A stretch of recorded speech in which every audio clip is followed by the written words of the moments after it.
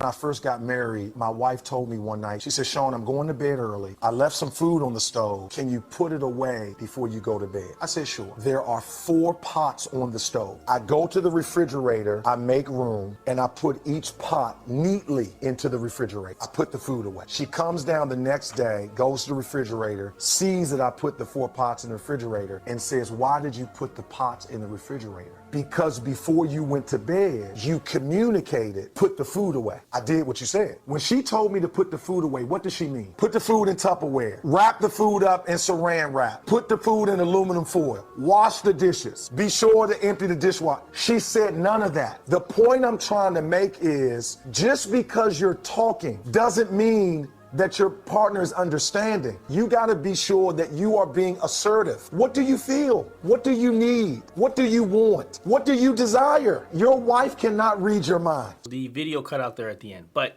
nevertheless, I think the point got across. But I think people are missing some of this. What he was saying is that, listen, his wife thought she communicated to him. He thought that she understood his communication, and they thought they were both on the same page, where clearly they were not. For this scenario, I want you guys to realize that common sense isn't so common. Listen, if you tell my 12-year-old son, make sure the food's put away, he's gonna know, put it in plastic or put it in a Tupperware, put it away. But obviously this man didn't know.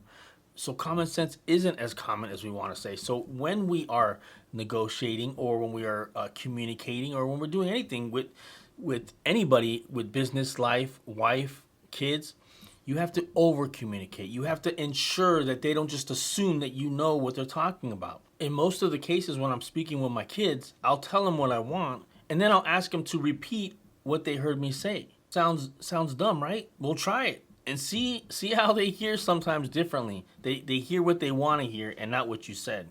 So this was a really good video showing that even the simplest things can get lost. And what do they say the number one problem with marriages? Communication.